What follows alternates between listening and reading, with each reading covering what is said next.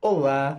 Hoje nós vamos falar do romance A Bagaceira, escrito em 1928 por José Américo de Almeida, e é amplamente reconhecido como o marco inaugural do romance regionalista no modernismo brasileiro, junto com outra obra também bombástica para a época, que foi Macunaíma, de Mário de Andrade. Essa obra se destaca por retratar de uma maneira extremamente dura, mas ao mesmo tempo sensível, os dramas do sertão nordestino, especialmente durante os períodos de seca, abordando temas como a migração forçada, a miséria, a desigualdade social e a exploração dos trabalhadores rurais.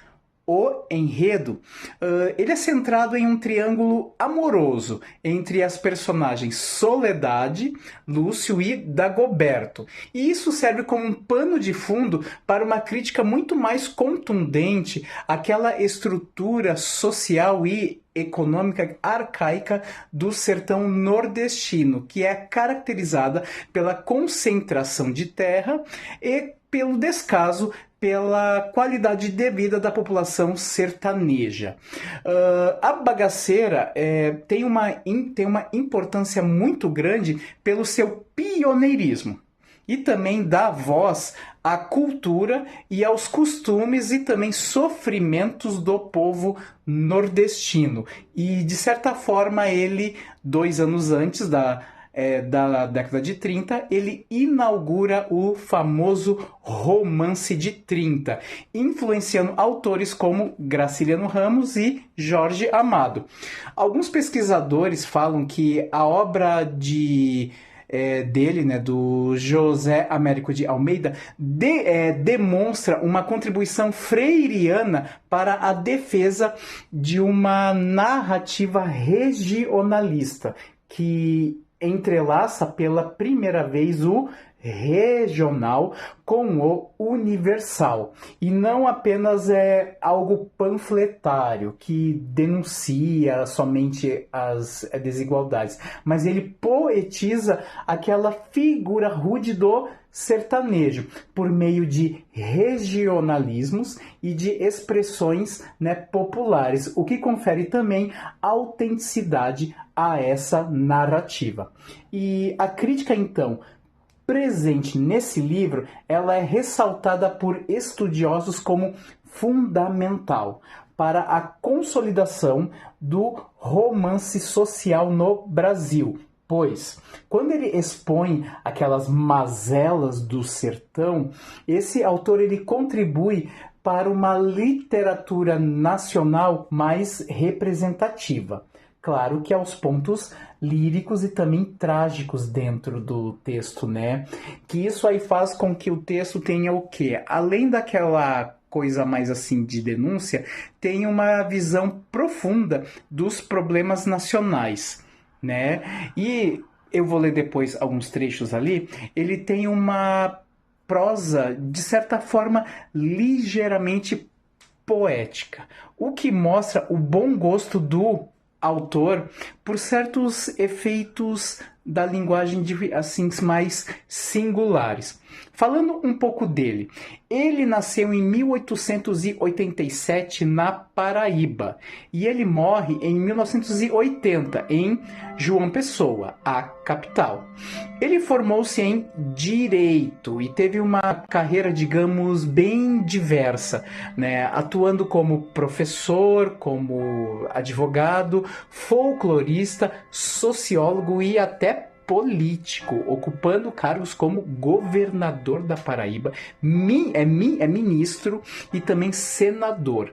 A sua trajetória literária, ela foi inaugurada por este livro, né, sobre o qual nós falamos, e por causa disso ele foi eleito para a Academia Brasileira de Letras em 1966. Além deste livro, ele publicou outros títulos com uma temática semelhante, como O Boqueirão e Coiteiros, que foram lançados em 1935. Claro que com menor penetração, porque a partir da década de 30, vários autores também entraram nessa seara de prosa regionalista. Só que, vamos dar o crédito, José Américo de Almeida, ele meio que deu o pontapé, e ele contribuiu decisivamente para a valorização da cultura regionalista e para a compreensão das questões complexas sociais do Brasil, consolidando-se como um dos grandes nomes da literatura nacional. Tranquilo, gente? Agora a parte das frases deste livro. Vamos lá, então. Agora a parte de alguns trechos desse livro. Vamos ali, então. Desculpa aí. Agora é a parte 2, né? Digamos assim. Então, esse livro, por causa da época em que ele foi concebido e também lançado, ele meio que mostra as linhas de força do pensamento daquela época, né?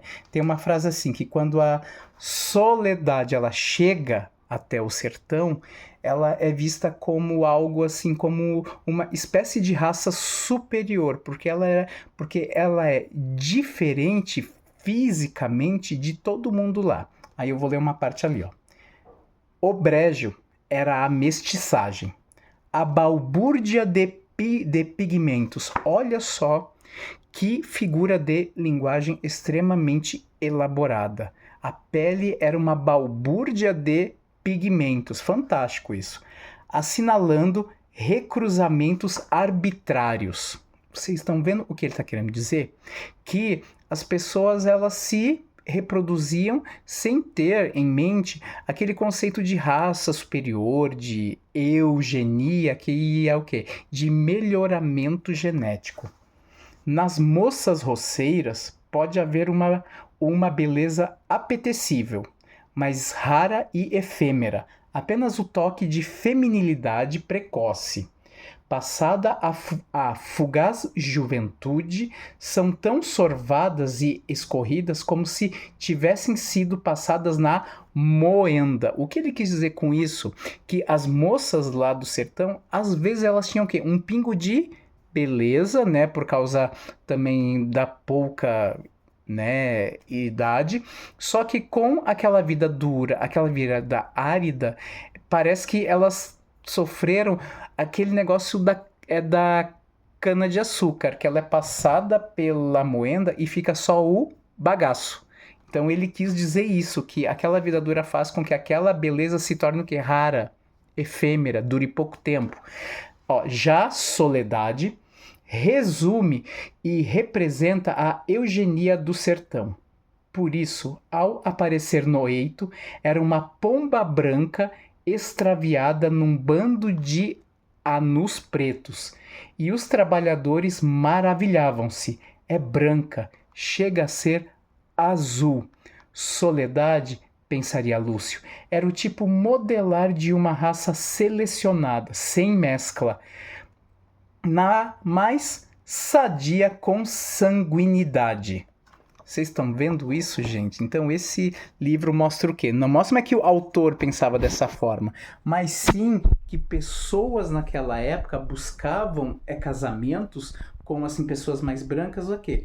Para uma melhoria da sua linhagem. Olha que interessante. Espero que tenham gostado. Beijão.